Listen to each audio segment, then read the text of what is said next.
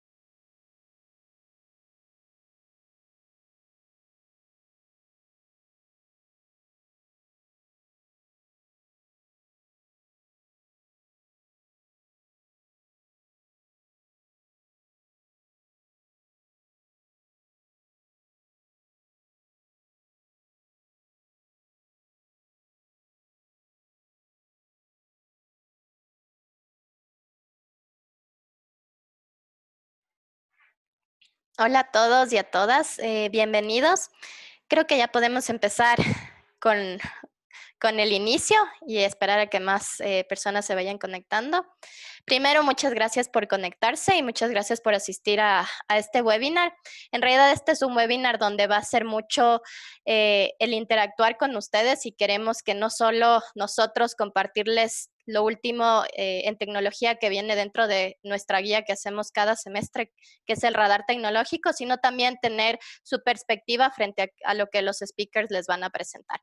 Mi nombre es María José, voy a ser la moderadora de este webinar y básicamente quiero decirles unos cuantos puntos. El primero es que esta sesión va a ser grabada y después de la sesión vamos a enviarles a todos por correo la grabación, además de que pueden encontrar todos nuestros webinars en el canal de YouTube de ThoughtWorks.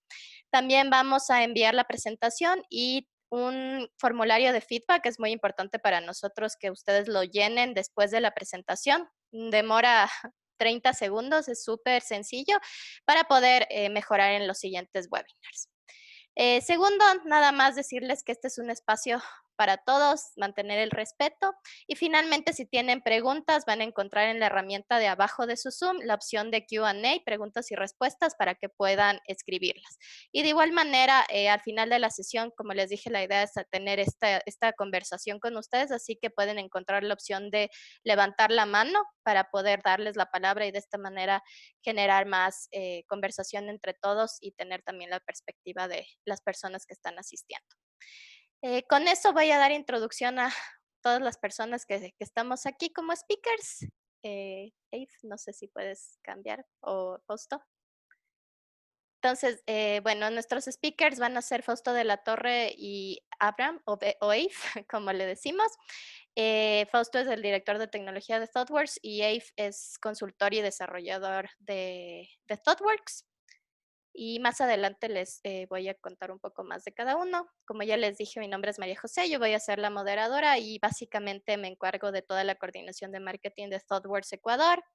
Me gusta mucho el marketing digital y he aprendido un montón de este tema de, como ustedes saben, somos una compañía global, así que el tema de estar teniendo las perspectivas de otras oficinas y de otros países, no solo en marketing, sino en tecnología, nos ayuda a poder entender un poco más a detalle cómo aplicar y qué está pasando en el mundo, no solo en Ecuador.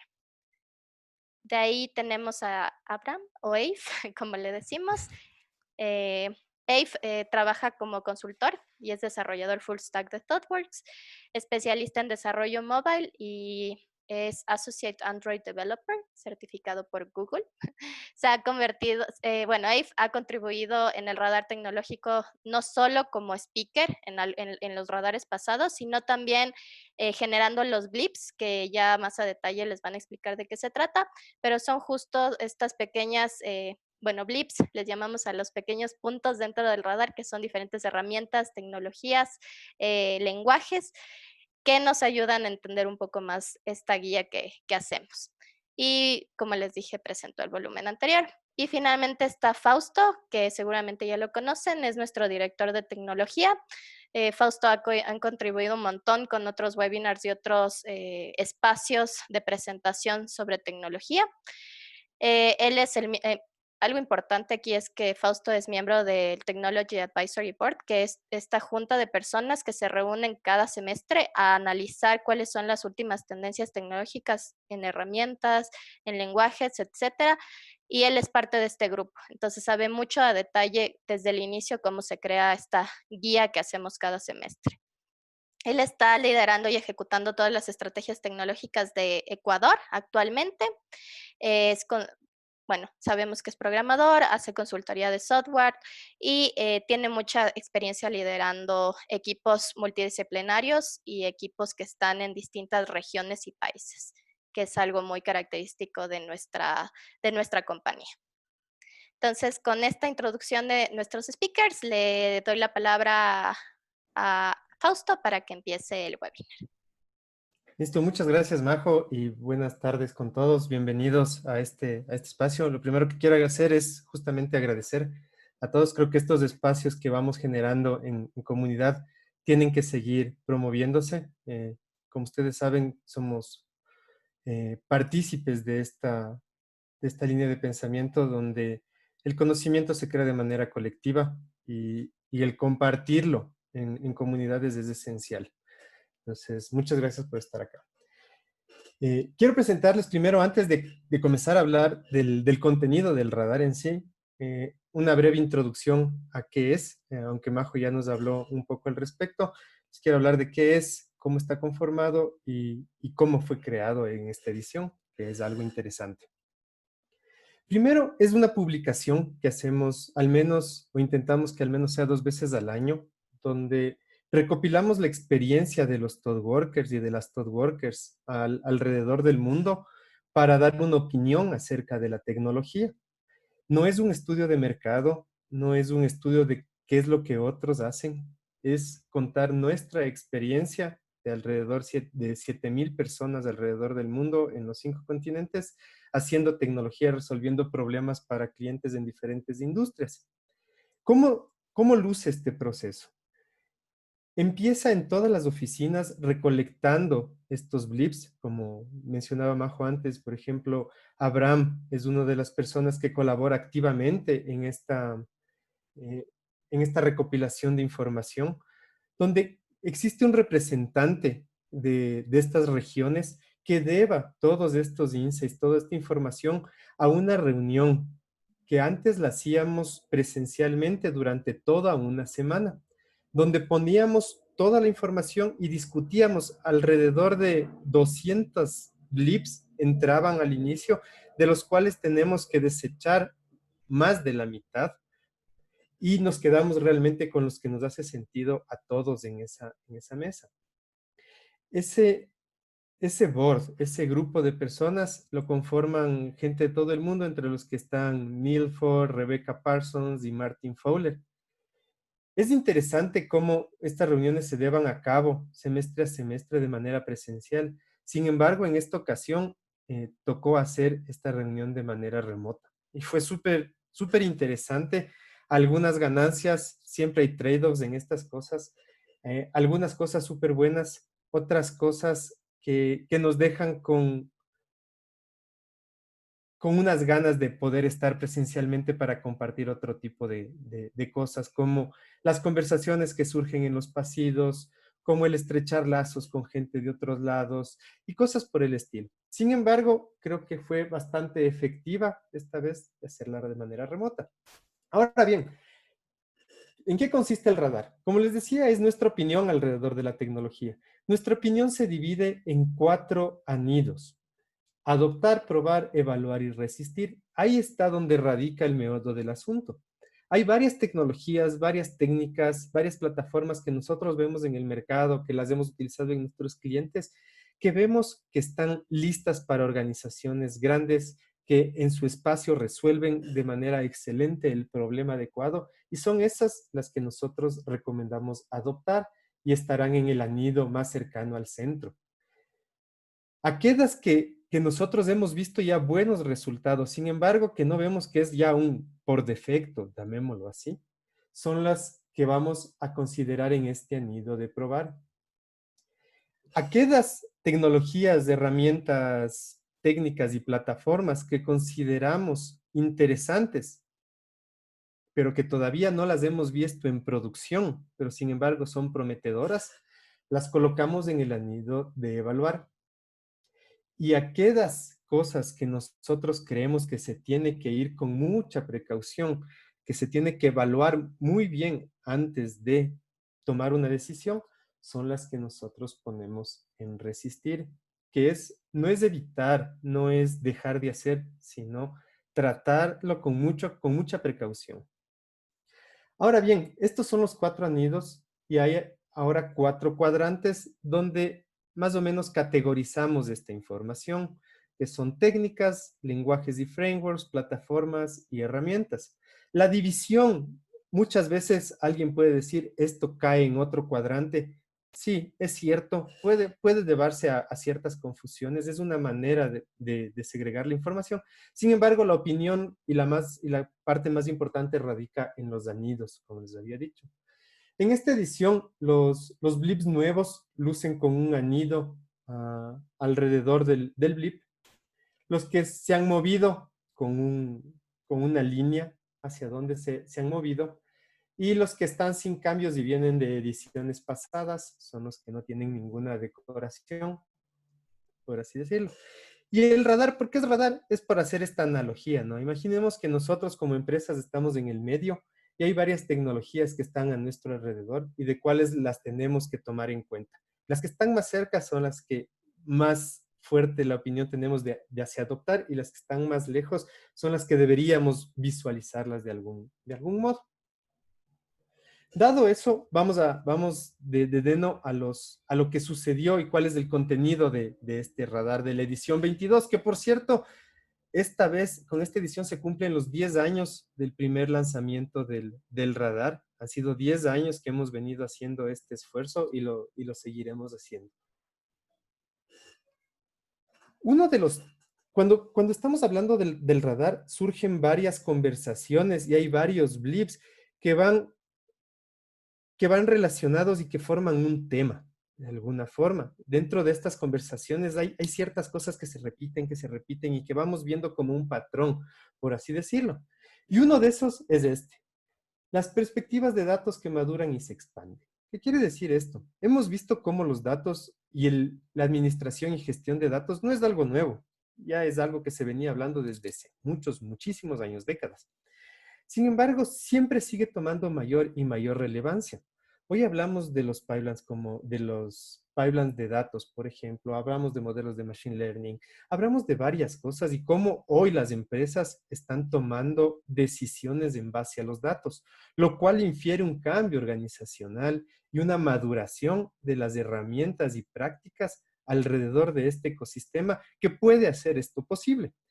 Nosotros hemos visto en esta edición que cada vez son más maduras y se están expandiendo a más contextos. Entonces, ahora vamos a hablar de algunos blips que están relacionados a este tema. El primero, ¿no?, es la malla de datos. ¿Qué es la malla de datos, o en inglés el Service Mesh? Es un paradigma de arquitectura y de organización de datos que desafía esa vieja presunción de que todos los datos tienen que ser centralizados antes de ser explotados, de que todos los datos tienen que ser manejados por un equipo del gobierno de datos antes de poder ser utilizados por otros departamentos dentro de la organización. Por ejemplo, cuando vemos el paradigma tradicional del data warehouse, donde tenemos las fuentes de información. Después de las fuentes de información tenemos procesos de transformación y carga hacia un repositorio central que se le denomina el Enterprise Data Warehouse o el almacén central de datos, para luego que esa información sea posicionada en data marts o en otros data warehouse departamentales para que finalmente puedan ser explotadas. Pero siempre partimos del hecho de primero centralizar toda la información para luego repartirla, y que en esa centralización radican muchos desafíos. Este paradigma, por otro lado, apunta a la descentralización, a separar estos conceptos, a separar los datos en dominios de manera descentralizada, como les decía antes, de tal forma que puedan existir dueños de estos dominios en las organizaciones que se encarguen de generar estos datos y de manejar estos datos como productos para que otros actores dentro de la organización las puedan utilizar. Hemos visto cómo la innovación sucede de manera descentralizada, y es por eso que un enfoque de descentralización en los datos ahora, que es algo tan relevante, es necesario también. Lo que nosotros promovemos aquí es una construcción de una plataforma de datos de autoservicio, donde los dueños de estos dominios, como les decía, traten a estos datos como productos y promuevan su uso y promuevan la explotación de los datos por varios actores dentro de la organización. Entonces, el enfoque es un poco diferente. Aquí nosotros vemos que si hay organizaciones que son suficientemente grandes, que tienen varios dominios, con varios sistemas generando datos y un conjunto diversos de casos de uso o patrones de acceso, sugerimos que se evalúe esta técnica. como ustedes ven, está en el anillo de evaluar. ¿Por qué? Porque vemos que todavía no es para todos, que todavía no se ha entendido totalmente el concepto dentro de la industria y que vale la pena tomarlo en cuenta, especialmente si son organizaciones grandes. La siguiente trata de la identidad descentralizada. El mundo cada vez es más descentralizado desde la aparición del HTTP. Ahora tenemos microservicios, la mada de datos que estábamos viendo antes, Service Mesh, etcétera, que lo que buscan es descentralizar.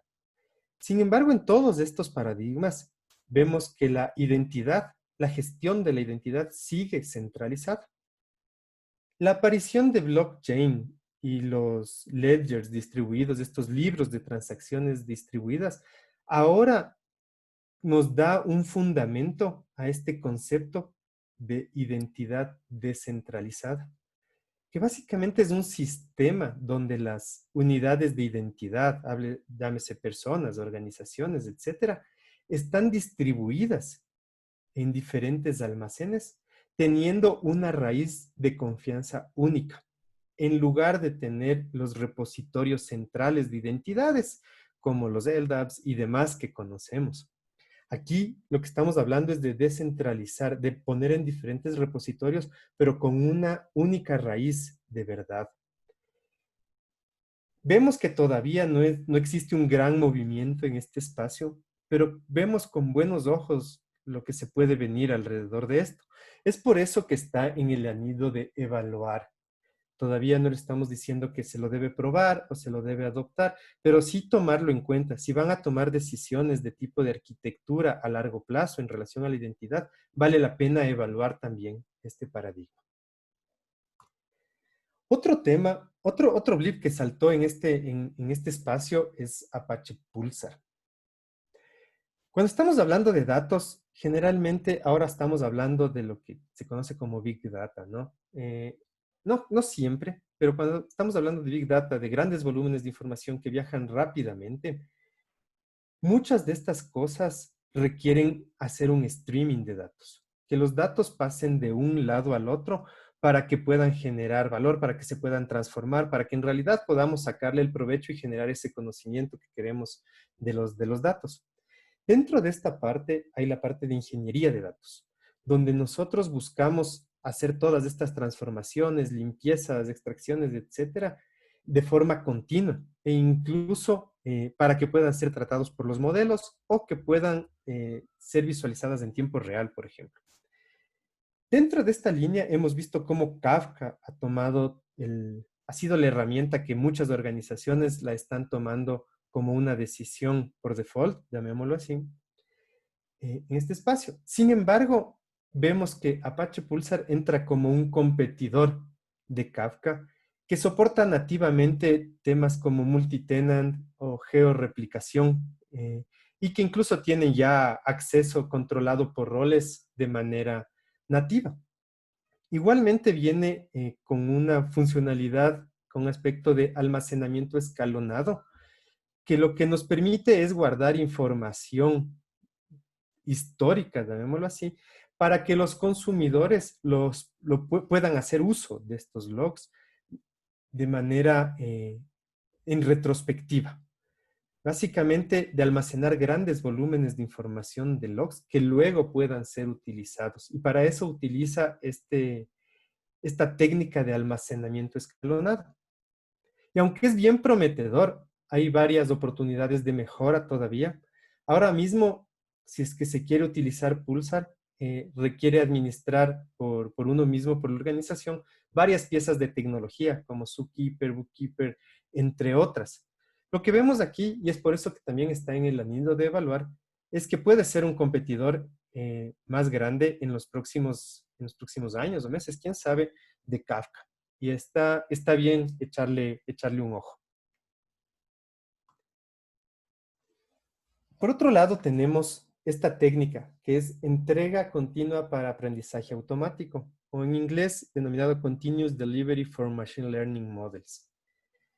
Cuando nosotros queremos generar estos modelos de Machine Learning con los datos, muchas veces se nos olvida, se olvida la parte de la ingeniería, de cómo llevar esos datos de forma consistente hacia los modelos para que puedan ser entrenados.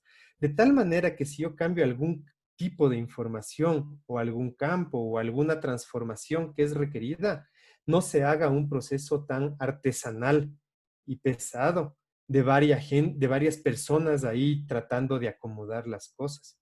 Lo que nosotros estamos promoviendo con este enfoque es la automatización y una forma fiable y repetible de traer esos datos desde las fuentes por todos los procesos de transformación hacia, hacia los modelos de Machine Learning para que puedan ser entrenados, reentrenados, cuando cambiamos un parámetro y simplemente aplastamos un botón y que todo vuelva al mismo sitio. Hemos ya implementado este enfoque en varias empresas con buenos resultados y es por eso que estamos ahora mismo recomendando que se pruebe cada vez más esta técnica. Y por último, en el espacio de datos, quiero hablarles de Google BigQuery Machine Learning. Cuando nosotros entrenamos datos, cuando nosotros entrenamos modelos, cuando tratamos de predecir los resultados en estos modelos de aprendizaje automáticos de Machine Learning, lo que requerimos es llevar los datos al modelo. Creamos un modelo de forma de programación y llevamos los datos con los pipelines y demás hasta este lado. Ahora lo que Google BigQuery Machine Learning está haciendo es invirtiendo eso, es llevar el modelo hacia los datos. ¿Cómo lo hace? Con consultas de SQL. Vemos que es una buena forma de entrar en este camino. Viene con algunos modelos, por ejemplo, de regresión lineal, que ya vienen como out of the box, o regresión binaria, e incluso multiclase para la clasificación, donde nosotros solamente podemos hacer SQL y llevar el modelo hacia los datos. Entonces, invierte un poco lo que estaba diciendo y permite un fácil acceso a este tipo de cosas. Como estamos viendo que disminuye esa barra, ¿no es cierto?, para entrar al mundo de Machine Learning, para hacer predicciones y recomendaciones, tenemos que también tomar en cuenta cuáles son las desventajas y que deja un poco de lado el aspecto de eh, los temas de Continuous Delivery for Machine Learning Model, por ejemplo. Está llevando todo ese modelo que antes lo teníamos en código y todos los pipelines, ahora lleva a la consulta SQL, a grandes consultas que no son tan fácilmente probables de hacer test, por ejemplo. Temas ahora como que estamos viendo como explicabilidad, pruebas de sesgo ético y demás, todavía no están contempladas en este enfoque. Es por eso que estamos poniéndolo en evaluar. Luce interesante, parece que promete genera un nuevo paradigma, pero tiene sus trade-offs todavía que vale mencionarlos. Ahora para la siguiente parte les dejo con el AIF. Perfecto, muchísimas gracias, Fausto. Bien, continuando. Este es otro tema que salieron de las conversaciones sobre el radar tecnológico, que podríamos decir, entre comillas, X también es software.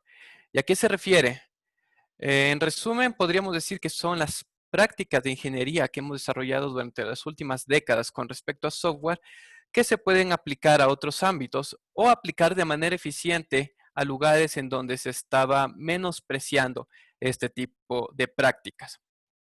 A continuación, les voy a hablar sobre PLIPS con estos ejemplos para que tengan un poquito más de contexto. Empezando por aplicar la gestión de producto a plataformas tecnológicas internas. Un poquito de contexto primero. Cada vez las instituciones, empresas requieren de soluciones internas que se deben desarrollar y aplicar lo más rápido y eficientemente. Nosotros nos hemos dado cuenta de que las empresas que tienen éxito con estas estrategias son aquellas que aplican gestión de producto a sus plataformas tecnológicas internas. ¿Qué quiero decir con esto? Es que traten a los equipos de desarrollos internos como lo que son, como clientes, en este caso clientes internos, que demuestren empatía con ellos y que además se involucren también en el proceso de diseño de estas soluciones.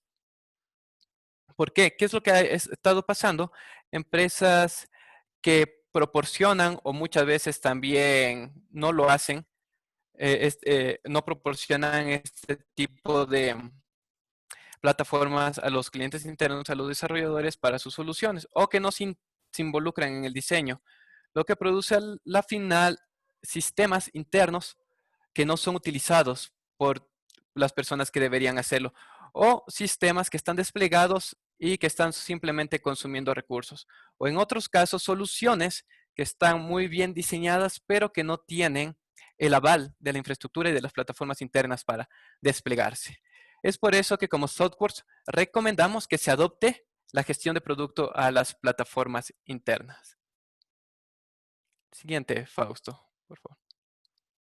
Y ahora, yendo un poquito más a la parte técnica, vamos a hablar de lo que es la infraestructura como código, que es otro blip que actualmente se encuentra en el anillo de adoptar. ¿Qué sucede? La infraestructura como código no es algo nuevo, salió en el radar tecnológico por ahí del año 2011, pero debido a la gran facilidad del uso de la nube en la actualidad, ha tomado fuerza nuevamente lo que es infraestructura como código. ¿Y qué significa como código? Simplemente todos estos pasos y procesos manuales que consisten en asignar infraestructura y desplegarla, pasarlo a un archivo de código o de configuración. Esto facilita posteriormente que se implementen otras muy buenas prácticas de ingeniería de software, como son el versionamiento de archivos. Se imaginan poder regresar a una versión anterior de su infraestructura en caso de que algo haya sucedido. Así también como son la modularización, es decir, extraer en pedazos más pequeños. También lo que son las pruebas, así como existen pruebas de software, se pueden hacer pruebas a la infraestructura. Y los despliegues automatizados. Todo esto se puede lograr a partir de tener la infraestructura como código. Y por infraestructura como código, como les digo, no simplemente decir, ya tengo mi configuración en YML. Es un cambio de mentalidad y de paradigma total, en donde tratamos de aplicar todas estas buenas técnicas descritas con anterioridad a lo que es infraestructura. Siguiente, Fausto, por favor. Y muy similar a esto tenemos los pipelines como código. Me imagino que muchos de ustedes ya deben conocer o deben haber trabajado con pipelines en los cuales las aplicaciones se despliegan, pasan por diferentes procesos, etcétera, etcétera.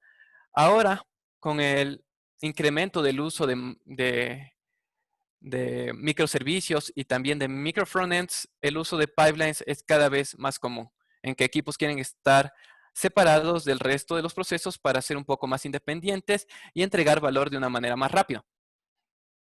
Sin embargo, el manejar estos pipelines de una manera manual es contraproducente, ya que no se pueden replicar estas buenas prácticas o replicar soluciones descubiertas con anterioridad.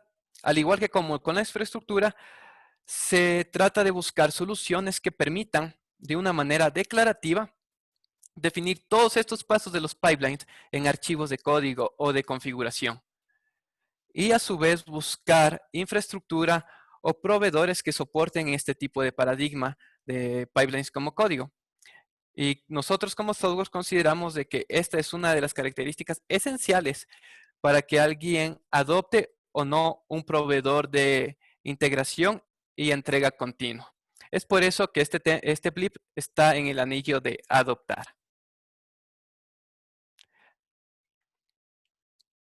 Y bueno, también relacionado con lo que eran pipelines, pero ahora yéndonos al área de datos. Ya hablaba antes, Fausto, sobre un poco de Kafka, de Apache Pulsar, en donde hay streams de datos y cómo se tratan esos datos. En la actualidad se están manejando a partir de scripts de una manera bastante imperativa, que son escritos ya sea en Python o Scala entre los lenguajes más populares. Sin embargo, lo que sucede es que estos scripts combinan lo que es la lógica el tratamiento de estos datos con la estructura de los pasos que debe tener. Lo que causa que a la larga no sea muy mantenible. Ahora, como softwares, estamos evaluando la posibilidad de implementar estas técnicas de ingeniería o buenas prácticas de ingeniería antes mencionadas a lo que son estos pipelines de datos. Ya se ha visto en los años anteriores que ha sucedido esto, por ejemplo, con Selenium para las pruebas end-to-end, en donde se desarrolló el patrón Page Object, que separaba los pasos que uno daba al automatizar de la implementación real, de la programación. Entonces, lo que se trata es descubrir herramientas o generar herramientas que nos ayuden a aplicar estas buenas prácticas a lo que son los pipelines de datos. Si no me equivoco, Alamont es la primera herramienta de este tipo. Pueden, en el documento del radar tecnológico de esta versión, ahí pueden encontrar el link si les interesa más. Muchas gracias, Fausto. La siguiente. Y Fausto nos va a ayudar con este último blip relacionado a X también es software.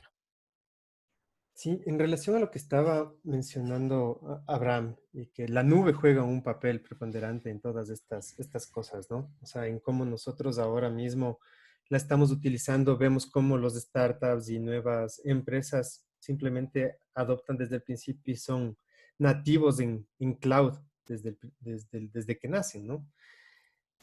Y quiero hablarles de este tema de trasladarse a la nube. En español, no sé si es que todo el mundo lo asocia al término que es conocido más en inglés, que es lift and shift. Básicamente, este es un enfoque donde nosotros como organización tomamos lo que tenemos dentro de nuestro data center y lo ponemos dentro de la nube, siguiendo exactamente las mismas cosas que seguíamos para administrar nuestro centro de datos on-premise. Con la promesa de que muchas veces esa promesa es reducción de costos o escalabilidad, ¿cierto? Sin embargo, si es que solo tomamos el tema y lo hacemos, lo trasladamos, tomamos un paquete y el lift and shift en inglés es levanta y cámbialo, ¿no es cierto? Entonces, si es que simplemente levantamos nuestro data center y ahora lo colocamos en otro lado, en realidad muy pocas veces se genera el valor esperado. Muchas veces la nube es más caro que correr un data center si la arquitectura en la que están construidas esas soluciones no está apta para un modelo de escalamiento, por ejemplo, y de contracción que se requiere en este espacio. Lo que nosotros estamos diciendo aquí no es que no se lo haga, pero si es que se lo va a hacer, se lo maneje con mucho cuidado. Que si efectivamente vamos a poder tener esa escalabilidad que nosotros queremos, simplemente trasladando la misma arquitectura al otro lado. Hay algunos enfoques donde nuestra arquitectura incluso de las aplicaciones, no hablemos de la infraestructura, de las aplicaciones no permite, por ejemplo, un escalamiento horizontal. Entonces, el tener esa falsa promesa que en la nube se lo va a lograr, simplemente levantándolo y cambiándolo, no es así. Aquí nosotros lo que planteamos es ver cuáles son los otros esquemas que pueden ser utilizados. Entre lift and shift, que es el traslado a la nube, y ser un nativo en la nube, hay un espectro, no es 0 o 1. Hay un espectro, es una escala de grises que nosotros tenemos que tomar.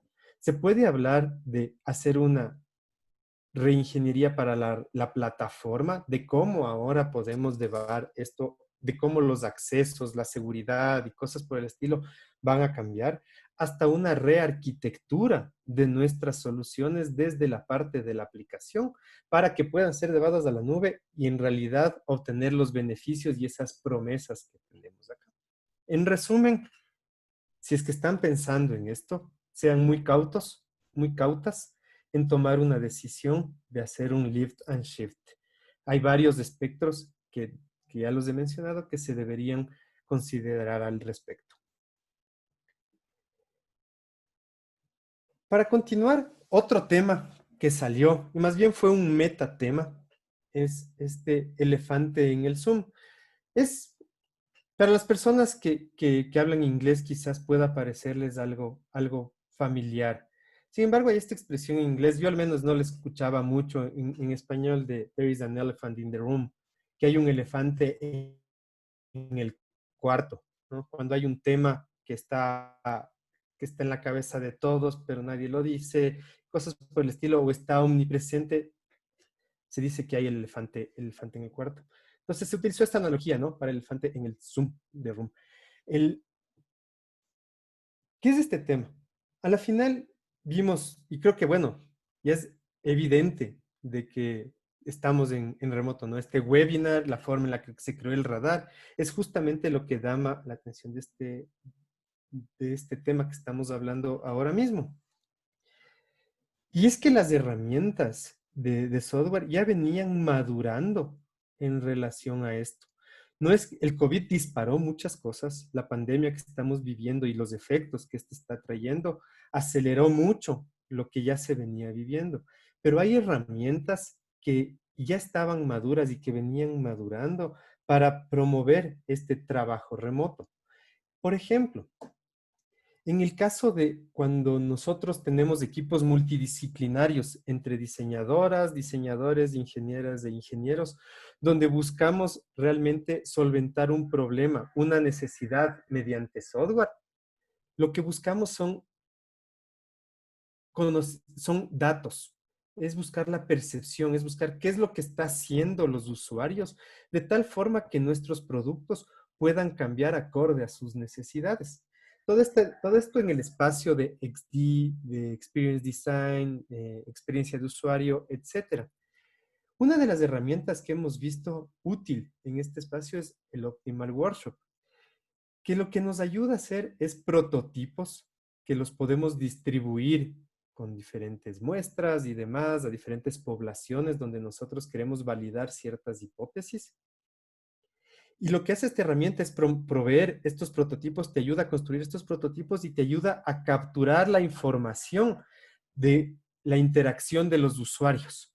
Es decir, dónde dieron más clic, cómo lo navegaron, dieron scroll, no dieron scroll, por dónde más o menos está su atención de acuerdo a cómo se mueve el mouse, etc. Esa información es obtenida de manera digital, ¿no es cierto? Y es guardada de forma de que después podamos hacer todos estos análisis. Muchas veces estos research yo los he visto con personas yendo con el prototipo en papel y preguntando a alguien cómo lo podrían hacer, que es valioso también cuando podemos hacerlo físico. Sin embargo, esta herramienta, por ejemplo, salió incluso de uno de los equipos de Ecuador, que lo que buscaba es hacer un research en Nueva York. Básicamente es una investigación de cómo los usuarios estaban usando su producto para luego poder tener más idea de cómo mejorarlo. La versión anterior estaba en el anillo de evaluar, pero en base a los buenos resultados que hemos obtenido con esta herramienta, la hemos movido hacia probar. En este SPAC, en este espectro de colaboración, que cuando hablamos de desarrollo de software, de equipos multidisciplinarios, lo que requerimos es colaborar más. Cuando hablamos de los principios ágiles, ¿no? Esto de las interacciones que tenemos que nosotros tomar en cuenta, las personas y las interacciones, es muy valioso la colaboración. El proceso de desarrollo de software es un trabajo en equipo. Y en este trabajo de equipo, hacerlo remoto, muchas veces es complicado. El estar siempre en la cámara no es la mejor herramienta como para tener todas estas interacciones. Personalmente, por ejemplo, a mí me encanta cuando hacemos software levantarme, ir al pizarrón y dibujar, ¿no es cierto? Donde podemos trasladar algunas ideas ahí. Ahora, Mural en inglés, lo que nos provee es una herramienta de colaboración en tiempo real. Tiene un set gigantesco de templates, donde de templates, donde básicamente podemos tomar un Lean Value Canvas, podemos tomar un board de retrospectivas, una matriz de decisión, etcétera. Pero es muy abierto para incluso generar, o sea, tener post-its. Y yo lo he utilizado incluso para hacer diagramas de arquitectura con otras personas.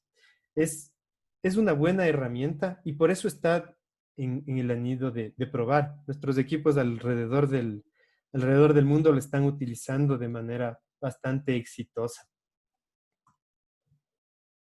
Y por último, en este espectro del trabajo remoto, quiero enfatizar en la programación en pares. Remota con pragmatismo. Hemos visto antes, no sé, yo recuerdo hace unos 8 años quizás tratando de hacer programación en pares remota. Era complicado, debido a la latencia, por ejemplo, si es que no tenías una buena conexión a Internet. Las herramientas que habían no eran las más adecuadas. Era como simplemente compartir una pantalla por Zoom, en este caso, por Skype, por la herramienta que sea, y tratar de hacer este pairing, ¿no? Que era bastante complicado, porque hay varios aspectos, ¿no? O sea, la latencia es uno de esos y es bastante, bastante grande, lo que no nos permitía hacer esto bien. Sin embargo, ahora vemos como herramientas, por ejemplo, como el Live Share del Visual Studio Code, nos permite reducir esos problemas y hacer una programación en pares realmente exitosa. ¿Por qué enfatizamos aquí en esta edición el pragmatismo? Porque ahora nos debamos a un mundo remoto, de 0 a 100 estamos en un mundo remoto, y muchas veces queremos ocupar las mismas prácticas que las hacíamos de manera presencial ahora de manera remota. En todo esto hay que tener el enfoque pragmático. Así es también en esta programación en pares remota. Muchas veces no estamos en la misma zona horaria. Muchas veces nuestras conexiones a Internet no son las más adecuadas. Nuestro entorno no es el más adecuado para hacer esta programación en pares. Sin embargo, vemos que los beneficios de compartir conocimiento y de obtener productos de mayor calidad que atribuimos muchas veces a esta programación en pares, también se las puede dar de manera remota. Y es por eso que está en adoptar directamente.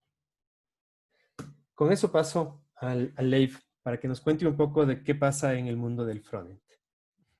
Perfecto, muchísimas gracias, Fausto. Hemos hablado ya bastante, un tema bastante extenso de lo que dan datos, o algunas técnicas de gestión, de cómo trabajar remotamente.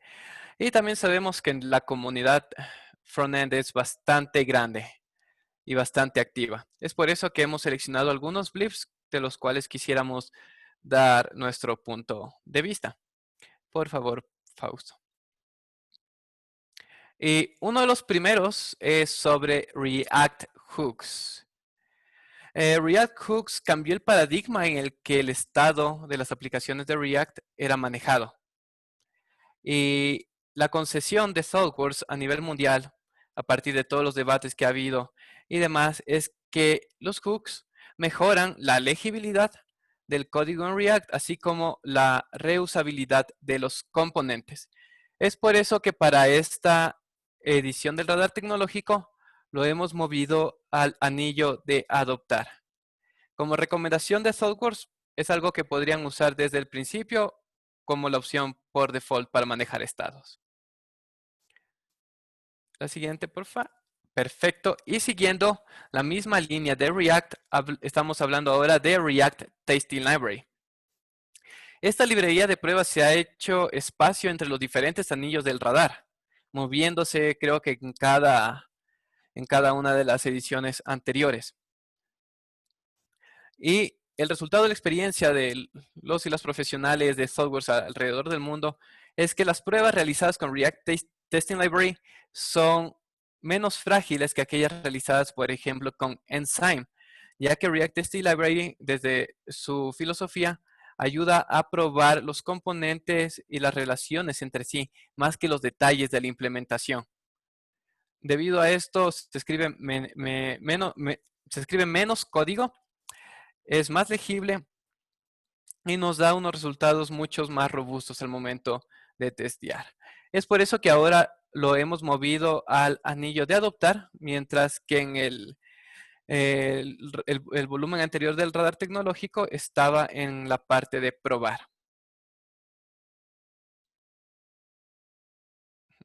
Y siguiendo por la misma parte del desarrollo web, quería comentarles o hablarles sobre Tailwind CSS. Ya hemos conocido algunos frameworks o librerías CSS que nos ayudan con componentes predefinidos para un desarrollo bastante rápido, ¿verdad? Sin embargo, a largo plazo, cuando una aplicación crece y necesitamos personalizar este tipo de, de componentes, se convierte en un dolor de cabeza. Muchas veces no es fácil y también es bastante engorroso. Tailwind nace como un framework CSS que nos proporciona clases a bajo nivel de componentes y muchas veces sin asignar estilos predefinidos, dejándonos a nosotros como desarrolladores la libertad de elegir su, de elegir sus estilos o poder personalizarlos. Ajá. Dentro de Thoughtworks lo tenemos en el anillo de evaluar, ya que es una herramienta bastante nueva, pero según la experiencia de aquellas personas que lo han utilizado, Tailwind CSS ofrece un balance adecuado entre lo que es reusabilidad y personalización de componentes. Por favor, Fausto. Y Fausto nos va a dar su punto de vista en cuanto a Node en exceso. Por favor, Fausto. Sí, este quizás sea un tema controversial, pero vemos cómo cuando las tecnologías, especialmente las que son populares, tienen esta tendencia a que se las quiere utilizar en todo ámbito, en todo aspecto, ¿no? Y lo que estamos viendo es ese uso excesivo de Node. Eh, Esta tendencia a utilizar Node.js de manera indiscriminada muchas veces y por razones que no siempre son las mejores. Por ejemplo, una de las razones que nosotros escuchamos para el uso de Node.js es que si ya se tiene un tech stack, si ya se tiene un lenguaje que los programadores ya saben cómo, cómo utilizar, ¿por qué no llevarlo eso al backend, por ejemplo? Si es que ya saben desarrollar en JavaScript los desarrolladores frontend, ¿por qué no ponerlo también en el backend? Y así lo tenemos una estandarización en en toda nuestra arquitectura, llamémoslo por el estilo. Sin embargo, nosotros vemos que esa no debería ser la principal razón por la que se ocupe esta tecnología, especialmente para temas un poco más complejos que requieren resolver la lógica o los problemas de negocio. Eh, Nosotros pensamos que promover una programación políglota puede ser más eficiente en y con mejores resultados. Tenemos otros lenguajes de programación que tienen que tienen un ecosistema más grande para ciertos temas que pueden ser utilizados en el backend y que la decisión de solo porque el equipo ya conoce cómo poner esto acá, no es siempre la más adecuada. Otro tema que hemos visto es acerca de la percepción de que Node es más rápido. Y si bien es cierto, en el 2012 quizás fue uno de los primeros o el primero en tener estos procesos no bloqueantes de entrada y salida, y fue muy eficiente en estos temas. Han pasado más de 8 años en este espectro donde hay otros lenguajes de programación que proveen una experiencia de desarrollo en cuanto una experiencia del desarrollador en cuanto al desarrollo de APIs y demás, que son mejores que utilizar esto. Eh, E incluso esta percepción de que es más rápido que otros lenguajes de programación. Hay varios benchmarks que se han hecho que demuestran justamente lo contrario en la actualidad. Entonces, nuestro llamado aquí es no a que no se utilice Node, sino que no se haga una decisión de utilizarlo por estas razones sin antes validarlas en un nuevo mundo, en este mundo moderno, donde muchas cosas ya cambiaron. Incluso el creador de Node ahora mismo está creando, o ya creo que creó la primera versión y la sigue evolucionando, de un nuevo runtime de JavaScript y TypeScript para backend, donde él en algún comentario explica de que hay algunas cosas que no están bien en Node y que quiere trasladarlas a esta nueva herramienta. Entonces, es simplemente ese consejo de que si van a utilizar Node, si van a hacer esa decisión, la hagan por las decisiones adecuadas. Creo que eso sería todo en los temas que queríamos compartirles en los blips. Les invitamos a todos a que se suscriban a las nuevas ediciones del Radar mediante este link que lo pueden encontrar en thoughtworks.com/radar. Aquí está con la versión en español, donde pueden encontrar igual de forma interactiva todos estos y todos los blips que salieron en esta edición, o si quieren pueden descargarse también el PDF. Y eso sería todo. Muchas gracias a todos y no sé si es que hay alguna pregunta que podríamos tomar. Muchas gracias, Fausto. Muchas gracias, Safe. Y sí, justamente les iba a contar y hacer énfasis que toda esta presentación y el lanzamiento es basado en el radar tecnológico, que es esta guía que creamos cada semestre y que es gratuita. Entonces pueden descargarse directamente de la página web de ThoughtWorks y les recomiendo que se suscriban porque es semestral. Como todos sabemos, las tecnologías siempre están cambiando. Entonces es importante estar siempre al día y mantenernos con las últimas noticias. Entonces, vamos a empezar con la sección de preguntas y respuestas. Antes de ir a la sección de Q&A, que veo que hay una pregunta, veo que hay una persona que levantó la mano para hablar, Mateo, entonces le voy a dar la palabra. Mateo.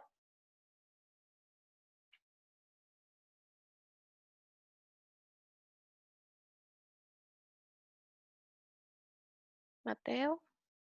Estás en mute, Mateo. Ajá.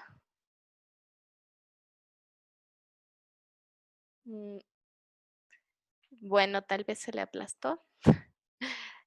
Vamos con la siguiente persona, Freddy. Sí, no sé si me escuchan.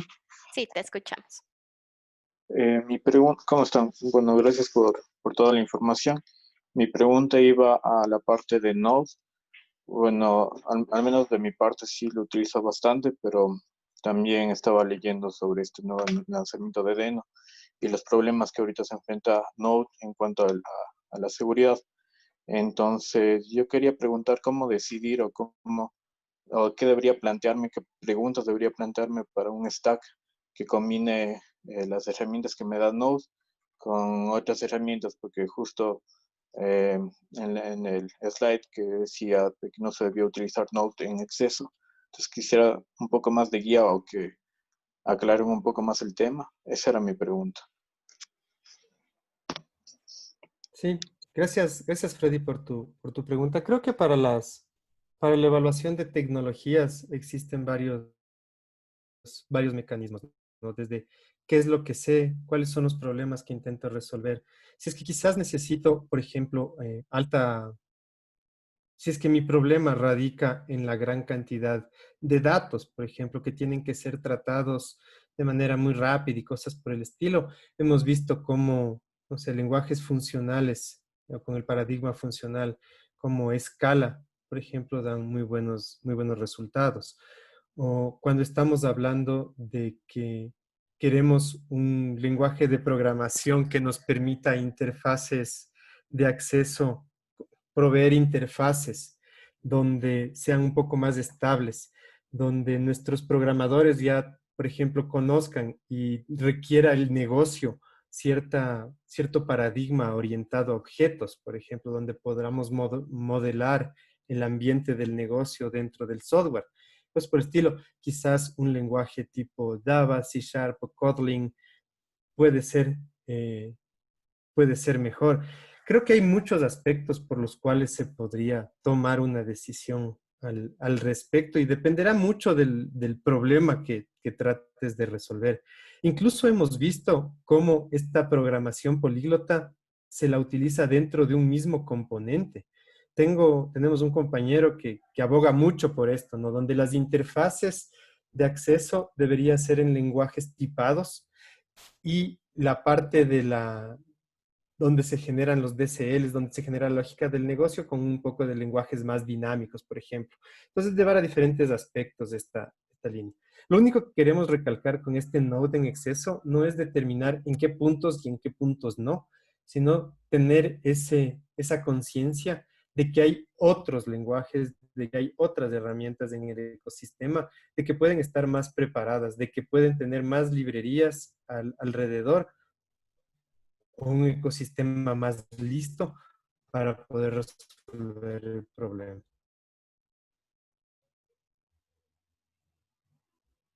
Gracias, Majo. Gracias Fausto y gracias Freddy por la pregunta. Si alguien más igual quiere hacer una pregunta en vivo, por favor ponga la opción de levantar la mano. Como vieron, el webinar está hasta la 1:15 porque justamente queremos generar este espacio de discusión. Vamos con las preguntas de la sección de Q&A y la primera es de Sebastián Puente. Dice, en el tema de trasladarse a la nube, ¿sería válido hacer un lift and shift cuando la motivación principal para la transición es mejorar la disponibilidad y no tanto el tema de costos o escalabilidad? Creo que puede ser, dependiendo de cómo está. Si es que la disponibilidad de tu aplicación depende me invento, por ejemplo, de que la memoria se caiga, por ejemplo, de que no haya suficiente memoria RAM para generar un proceso en específico, ¿no es cierto? Y nosotros podemos, y nuestra aplicación está diseñada para que esa asignación de memoria pueda ser dinámica. Entonces, quizás sí, porque en la nube simplemente vos agregas recursos y puede estar más disponible. Pero si es que requiere de otro tipo si es que no está diseñada de esa forma, así puedas tener un ambiente de infraestructura 100% disponible, la aplicación puede estarse cayendo por otro tipo de factores que no te va a ayudar en nada. Entonces, creo que es un espacio en el que sí es válido. Sin embargo, hay que evaluar varios factores adentro antes de tomar esa decisión. Incluso podríamos ir a factores mucho más triviales, podríamos decir. Digamos que tenemos un servidor en casa con un UPS, lo que sea, donde desarrollamos nuestra aplicación, vemos que tiene éxito, empieza a crecer. Y resulta que los data centers dentro del país o para yo hostearlo, para crearme unos, es demasiado costoso. Si lo que quiero es tener mi servicio disponible y que no se me vaya cada vez que se me corta la luz en casa, por ejemplo, es una muy buena opción moverse en esos casos. Tal vez por ahí también era enfocada la pregunta, pero si no era, que quede claro que sí es una buena razón. Gracias. Aquí hay una pregunta que me parece interesante que podamos tomar antes de seguir las de Q&A y es de Freddy que nos pregunta si podemos mencionar qué herramientas existen para hacer programación en pareja online, como LiveShare Visual Studio Code. Si pueden compartir algunas otras. Sí, bueno, está esa. Ahora sé que se me fue el nombre de la herramienta de JetBrains, que también está promoviendo esto de poder hacer trabajo pairing remoto eficientemente. Si es que Levi se acuerda el nombre de la herramienta, sería genial. Y de ahí, dale, disculpa. Hay otra llamada Tarple o algo así, que creo que era de los creadores o de gente que se inspiró al momento que Screen Hero fue comprada por Slack, creo. Entonces, personas se motivaron al ver que esa herramienta ya pasó de manos y comenzaron a desarrollar. He escuchado comentarios de que es bastante agradable. Sin embargo, el precio no es muy amigable para las personas que quieren probar de principio.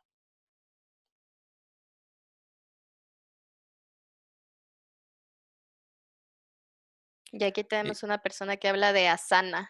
No sé ustedes cómo ven esa aplicación. la verdad, no la conozco.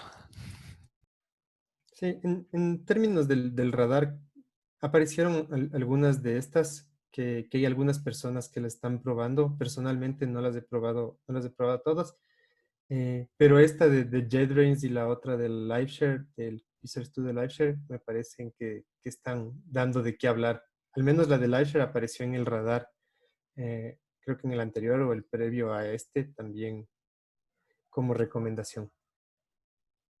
Gracias, Fausto. Y ahora vamos con la última pregunta del Q&A, que es de Luis Flores, y pregunta que cómo va la adopción de las tecnologías que se encuentran en el radar localmente. ¿Cómo han visto ustedes que se ha implementado localmente? Aquí te puedo hablar un poco más desde, no tanto por nuestros clientes del Ecuador, sino más bien por la red que existe entre tecnólogos, hablemos así, de Quito. Creo que, creo que las startups, las empresas nuevas, están haciendo uso de las nuevas tecnologías bastante bien. Creo que están aprovechando, más que bien, están aprovechando las características que te puede proveer la tecnología en este espacio y las nuevas tecnologías en este espacio. Sin embargo, en el aspecto de organizaciones más grandes, y no solo en el Ecuador, te puedo hablar por Latinoamérica y en otros países, no siempre es fácil, ¿no? Creo que el adoptar nuevas cosas no, no es un trabajo trivial, especialmente para aquellas organizaciones que ya confían mucho en sus herramientas y cuyos procesos recaen en la correcta ejecución de estas. No siempre es fácil hacer esta cosa. Sin embargo, sí que veo una adopción de manera progresiva en los departamentos digitales, por ejemplo, de estas organizaciones, en los departamentos de innovación y demás, que pueden estar haciendo uso de nuevas cosas para hacerlo más rápido y tener más provecho de la tecnología. Entonces, en resumen, de lo que puedo hablarte localmente, creo que sí hay una adopción de nuevas tecnologías, pero en un aspecto más de startups y de nuevos emprendimientos, más que en organizaciones tradicionales.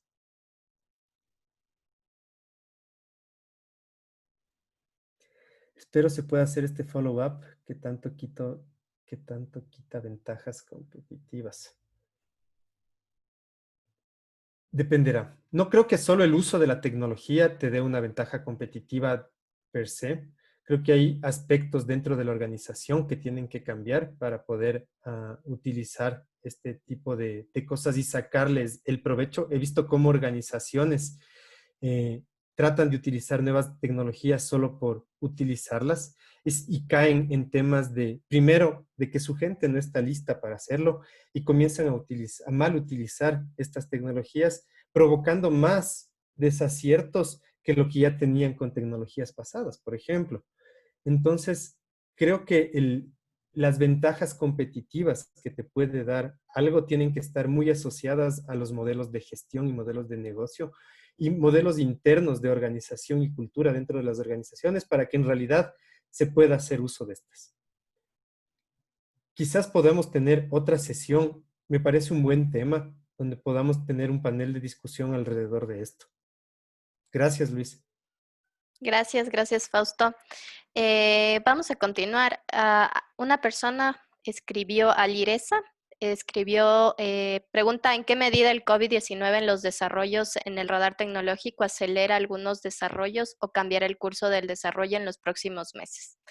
Por ejemplo, en el campo de aprendizaje automático debido a la aceleración de los gobiernos en el desarrollo de tecnología para ayudar a analizar los datos del COVID-19 en todo el mundo, incluidos China, Estados Unidos y Europa.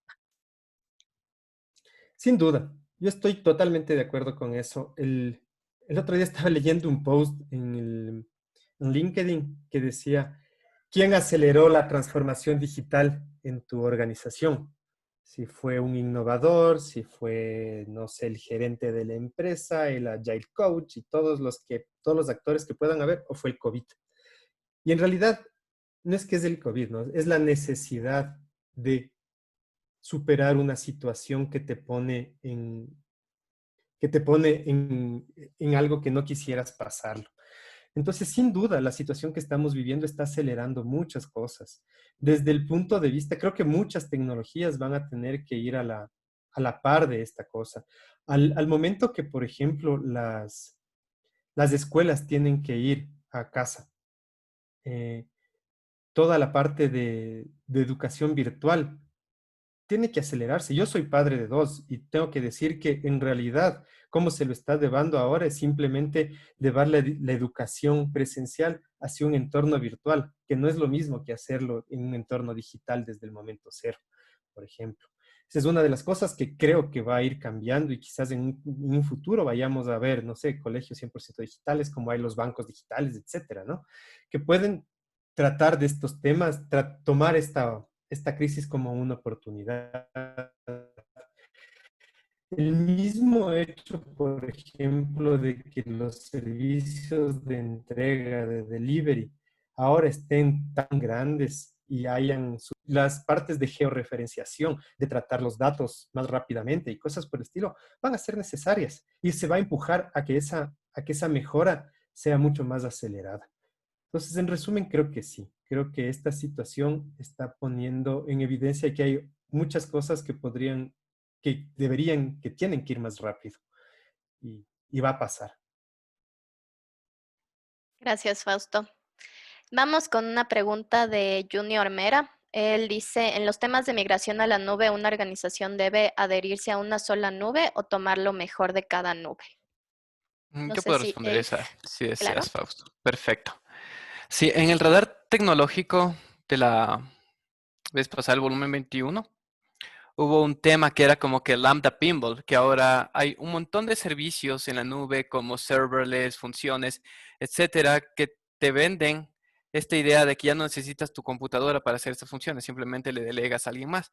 Y a la larga, nosotros pusimos esa técnica en el ladrillo de resistir. ¿Por qué? Porque puede generar más confusiones que un desarrollo monolítico, digamos, o de manera local. En cuanto a la nube, cada uno de los grandes proveedores de la nube actualmente tiene sus propias herramientas y muchas veces tratan de facilitar la vida de aquellos que están adoptándolas, ¿verdad? Por ejemplo, yo no sé Docker, pero esta herramienta ya me dockeriza mi aplicación, etcétera, etcétera. Lo que va a suceder ahí es que si yo no utilizo el estándar y me voy por la herramienta tal como el proveedor me lo ofrece, voy a estar totalmente anclado a este proveedor.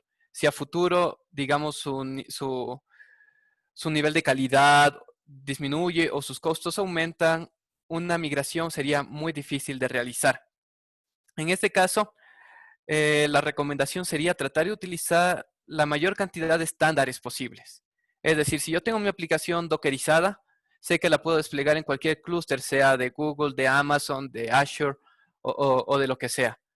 Porque yo manejo como que toda este paquete, este contenedor, ¿verdad? Entonces la recomendación sería utilizar lo mejor de cada nube. Y se puede utilizar lo mejor de cada nube siguiendo estos estándares y no yéndose por las tecnologías muy verdes, como el Lambda Pinball que hablábamos en la edición anterior del radar tecnológico. Sí, ahí para complementar un poco, hay varios aspectos de cómo nos podemos ir a la nube. Una parte es un solo proveedor, la otra podemos irnos a un enfoque multi-cloud, que básicamente lo que dice es que deberíamos tener las mismas aplicaciones corriendo en diferentes nubes, por ejemplo, por un tema de disponibilidad, qué sé yo. Ujú. Y hay otro enfoque que es el polycloud, que es justo lo que dice Leif, de utilizar lo mejor de cada nube. Utilizar un servicio de Amazon, utilizar un servicio de Google Cloud y utilizar un servicio de Azure. Creemos que ese enfoque es factible siempre y cuando se tengan todas estas consideraciones que hablábamos antes, ¿no? Primero lo que decía Leif de no utilizar tecnologías demasiado verdes, tenerlo automatizado, tenerlo como código, que sea fácilmente reproducible, cosas por el estilo, pero creemos que un enfoque polycloud es totalmente válido, que no tenemos que estar preocupados de que si me escogí un servidor de cloud, me voy solo con este y solo con este. Hay maneras eficientes de manejar el polycloud.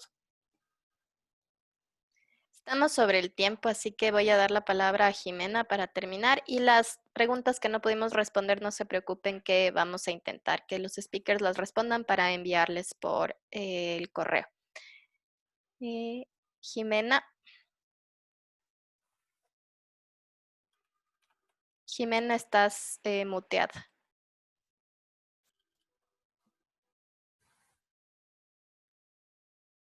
Jimena. Hola. Hola. No, estaba muy parecida a mi pregunta a la anterior, mil disculpas. Ah, listo, gracias. Eh, listo, entonces, ¿hay algunas otras preguntas más específicas? Por temas de tiempo, vamos a responderlas después. Como dijo Fausto, esto nos da la oportunidad de tal vez hacer una sesión más a detalle, que sea más ya no una presentación, sino tal vez un panel donde tengamos varios speakers y podamos tener un conversatorio con las personas que asistan. Les estaremos informando.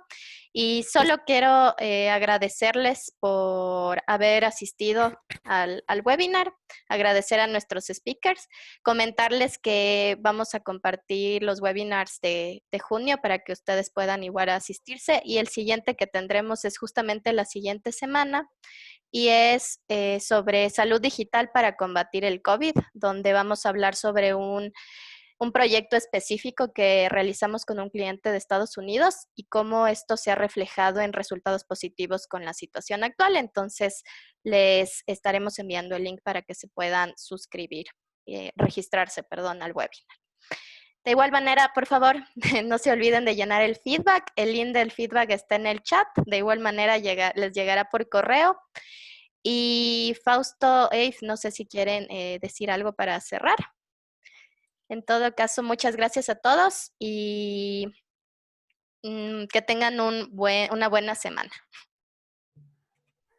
Muchas gracias. Hasta luego. Gracias. Muchísimas gracias a todos. Chao.